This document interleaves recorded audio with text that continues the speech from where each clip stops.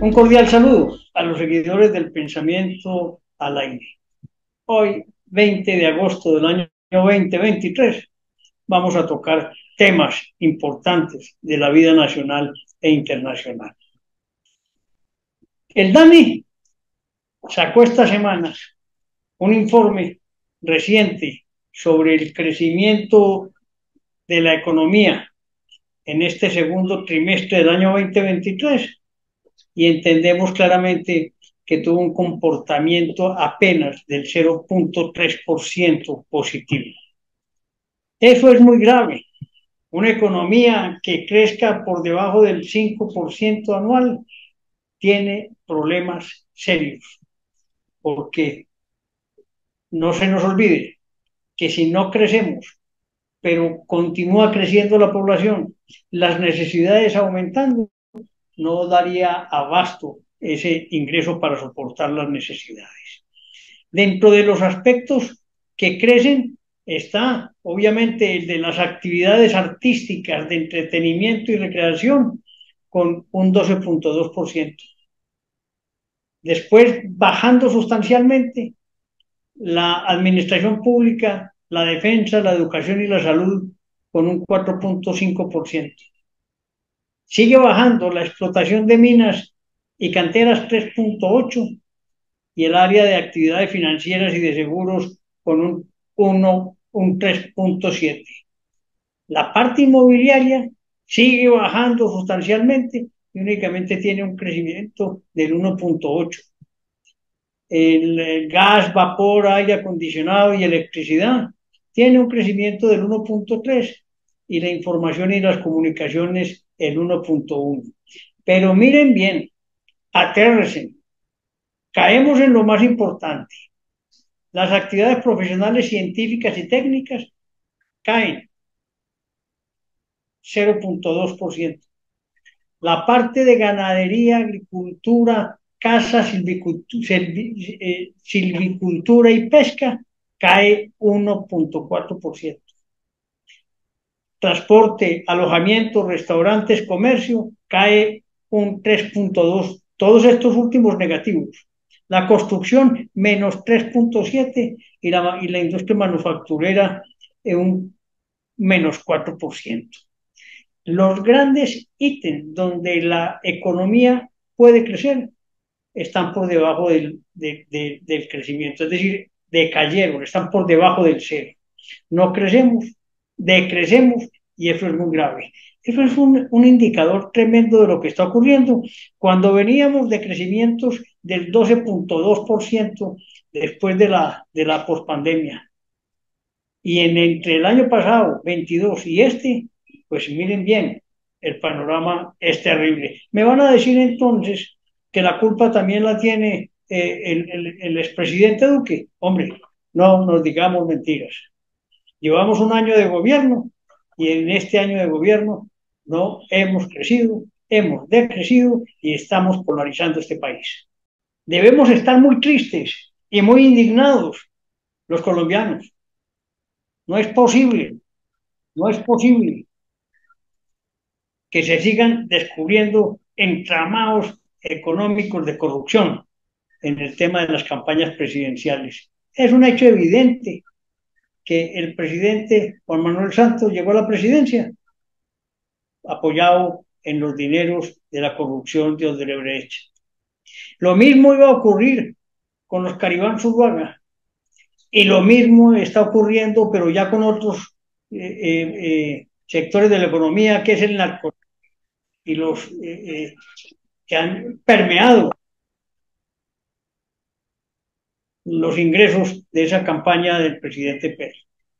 Se están investigando, pero dos expresidentes con 12 años de mandato y un presidente con un año de mandato están dando la sensación más terrible que da grima, da una sensación de tristeza total, porque no hemos aprendido que ganar es importante, pero no ganar a toda costa, burlando la moralidad, las buenas costumbres y las reglas de juego de un país. Esos tres señores deben responder con la verdad y con las consecuencias jurídicas que sean necesarias, porque siempre salen pagando segundos o terceros o los gerentes de las campañas, pero ellos siempre como que sí, como lo hizo Samper en su momento, todo es a sus espaldas. No, señores, hay que tener calzones también para aceptar que se cometió un error, entraron dineros mal habidos y que no se cumplieron y se sobrepasaron los topes de la campaña. Hay que hablar clarito para que no nos dé miedo, porque este país, a pesar de que todos critican, no nos da miedo hablar con certeza y con claridad. Continúan los gestores de paz, que ha defecio. Ahora, a quien respeto porque no lo conozco, pero fue asesino, sin piedad, en aras de salvar a Colombia del comunismo. Salvatore Mancuso, gestor de paz. El único que defiende que no lo sea, que cree que él debe purgar unas penas todavía y que es una mala sensación para nuestro país, que él sea gestor de paz aunque haya pagado unas condenas en los Estados Unidos. Tiene aquí muchas pendientes y creo que no será bien visto que este señor Salvatore asuma la vocería de ser gestor de paz. Seguramente se habrá preparado allá en Estados Unidos en la reclusión, pero de todas maneras su historia no es una historia que sirva para ser gestor de paz. Podrá ser gestor de negocios, de otras cosas, pero no metido en este torbellino de la violencia y la muerte que tenemos en Colombia. En este momento está estudiando la Corte una tutela en la que él pide, Salvatore Mancuso, pide libertad cuando llegue a Colombia. Es increíble lo que sigue ocurriendo. El ministro del Interior, Luis Fernando Velasco, casi que insultando a los gobernadores de Colombia, ofendiéndolos, diciendo que estaban quejándose de la violencia que estaba ocurriendo en sus ciudades y municipios porque estaban inmersos en campañas políticas. No, señor ministro, la realidad es cierta. El país está inundado de violencia, de muerte, de gestores públicos y hombres que trabajan en la sociedad buscando el bienestar. Han sido asesinados, más de 146 han sido víctimas de la violencia en cada región. Hoy, el paro armado del ELN en el Chocó, ¿cómo les parece? Un proceso de paz con paro armado, en dificultades con el Clan del Golfo, el departamento del Chocó sitiado, y así sucesivamente. Entonces, doctor Luis Fernando, su renuncia la pidieron los gobernadores de Colombia. El presidente Gustavo Petro lo apoya, pero el país no lo está apoyando a usted. El país no considera que un ministro tenga ese tipo de respuestas que no son concordantes con la realidad de nuestra vida. Tristeza tras tristeza. En estos días, eh, temblores, muchos, en muchas ciudades del país. Se sintió fuertemente en Bogotá y en algunos lugares donde estuvo el epicentro. Pero lo que se lamenta aquí en este caso es que nuevamente la vía al llano, que no para de tener dificultades, cerrada por el temblor de tierra del pasado jueves 17 de agosto, que causó varios derrumbes, además de una mujer muerta y varias casas destruidas. Esas son las consecuencias de la naturaleza, no de la violencia generada por nosotros mismos, sino generada por factores externos, pero que generan incertidumbre, miedo, tristeza y grandes pérdidas económicas para las familias. Lamento profundamente lo sucedido y espero que estén recuperando algo de su tranquilidad familiar. Entendiendo los avatares que se están presentando en la economía colombiana, el ministro de Hacienda sí considera que el gobierno sí tiene planes para que la economía no caiga el segundo semestre.